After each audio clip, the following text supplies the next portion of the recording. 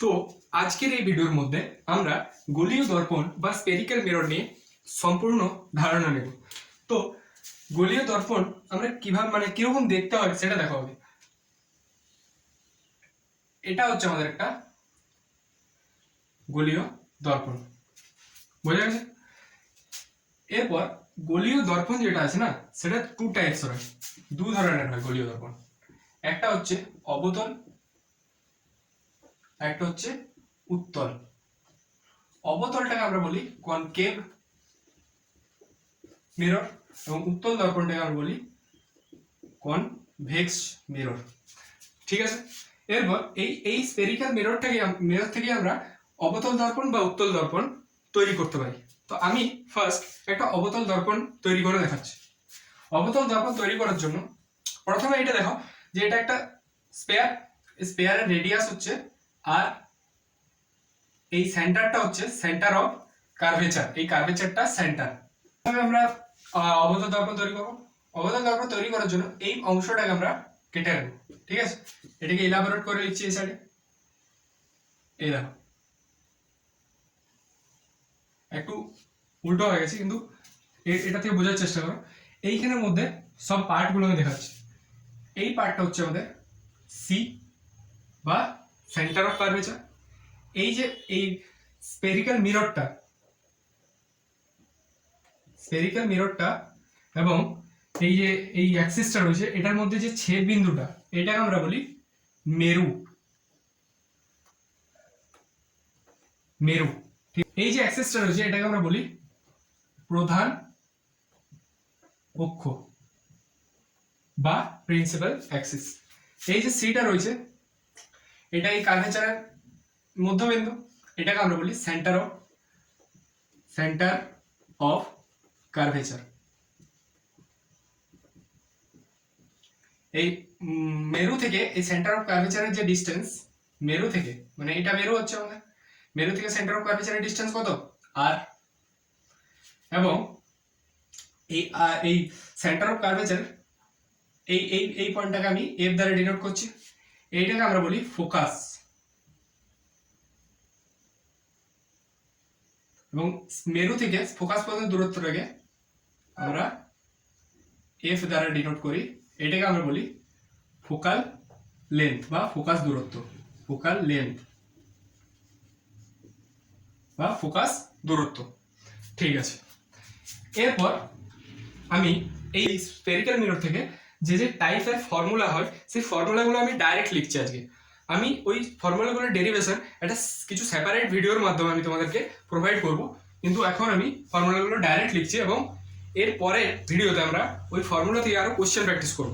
এখন আমরা এই পুরো কনসেপ্টটাকে এই ভিডিওর মধ্যে কনসাইজ ওয়েতে আমরা বোঝার চেষ্টা করছি। ঠিক আছে, তোমরা এইখানে প্রত্যেকটা পার্টের নাম আমি লিখে দিয়েছি, এই পার্টের নামগুলো তোমরা নোট ডাউন করবে। এরপর আমরা স্পেরিক্যাল মিররের যে যে ফর্মুলাগুলো আছে সেগুলো লিখছি। ফার্স্ট ফর্মুলা হচ্ছে আমাদের এই যে ফোকাল লেন্থ, এই এফটা এর রেডিয়াসের অর্ধেক হয়। ঠিক আছে, যদি এই পুরোটা রেডিয়াস হয়, রেডিয়াসের অর্ধেক ডিস্টেন্স আমাদের ফোকাল লেন্থ আছে, তাহলে focal length is equal to radius divided by 2। Second formula কি? সেকেন্ড ফর্মুলার নাম হচ্ছে আমাদের মিরর ফর্মুলা। মিরর ফর্মুলাটা কি? 1/v plus 1/u is equal to 1 divided by f। বোঝা গেছে? এই ভিটা হচ্ছে আমাদের ইমেজ বা প্রতিবিম্ব দূরত্ব, ইমেজ ডিস্টেন্স বা প্রতিবিম্ব দূরত্ব। ইউটা কি? অবজেক্ট ডিস্টেন্স, অবজেক্ট কত দূরে রাখা আছে, অবজেক্টের ডিস্টেন্স কত, কোথা থেকে? পোল থেকে। সবসময় ডিস্টেন্স গুলো পোল থেকে মেজার হবে। ঠিক আছে, অবজেক্ট ডিস্টেন্স বা বস্তু দূরত্ব। ঠিক আছে, এবং এফটা কি? ফোকাস দূরত্ব।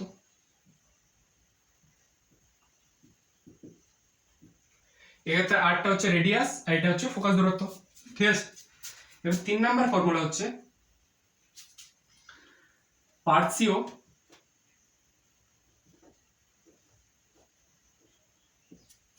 বিবর্ধন। বা ট্রান্সভার্স ম্যাগনিফিকেশন বলে। আমি এমটি দ্বারা এটাকে এমটি দ্বারা ডিনোট করা হয়, ঠিক আছে। সেই ফর্মুলাটি কি, এমটি ইজ ইকুয়াল টু, এখন আমি ফর্মুলাগুলো লিখে দিচ্ছি, যখন আমি এই ডেরিভেশনগুলো করাবো তখন তোমাদের এই বিষয়গুলো ফর্মুলাগুলো আরো ভালোভাবে ক্লিয়ার হবে, ঠিক আছে। Image distance, image height divided by object height. কিরকম ইমেজ হাইট অবজেক্ট হাইট কিরকম, যদি এটা একটা মিরর হয় স্ফেরিক্যাল, তাহলে আমি ধরো অবজেক্টটা এইচও ডিস্টেন্স আছে, অবজেক্ট থেকে অবজেক্টটার ডিস্টেন্সটা হচ্ছে মানে অবজেক্টটা এইচও হাইট আছে, অবজেক্টটা থেকে যখন রে ডায়াগ্রামগুলো মিলিত হবে সেই পয়েন্টে আমরা ইমেজ হাইট পাবো এইচ আই। এই এইচ আই আর এইচ ওর রেশিওটা হচ্ছে ট্রান্সভার্স ম্যাগনিফিকেশন। আরো ফর্মুলা আছে, ভি বাই ইউ, ভিটা হচ্ছে আমাদের ইমেজ ডিস্টেন্স, ইউটা হচ্ছে অবজেক্ট ডিস্টেন্স। আবার ফর্মুলা আছে F divided by F minus U is equal to F minus V divided by F, ঠিক আছে। এই ফর্মুলাগুলো হচ্ছে ট্রান্সভার্স ম্যাগনিফিকেশনের ফর্মুলা। আর 4 নাম্বার হচ্ছে আমাদের অনুদৈর্ঘ্য বিবর্ধন।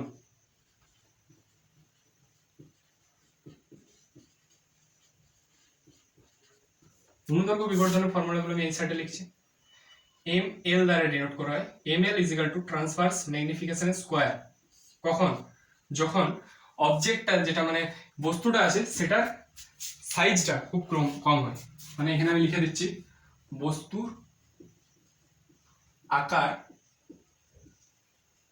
খুবই ক্ষুদ্র যখন হবে, ক্ষুদ্র হলে এই ফর্মুলাটা হবে, ঠিক আছে, বা অনুদৈর্ঘ্য বিবর্ধন। আর যখন বস্তুর আকারটা চওড়া এবং বড় হবে তখন লংগিটিউডিনাল ম্যাগনিফিকেশন বা অনুদৈর্ঘ্য বিবর্ধনের ফর্মুলা হবে dv by du, change in image distance divided by change in object distance, ঠিক আছে। তো এই ফর্মুলাগুলো হচ্ছে আমাদের স্ফেরিক্যাল মিররের ফর্মুলা, ঠিক আছে। এরপর নেক্সট কনসেপ্টে আমরা আসছি, তো দেখো ভালো করে।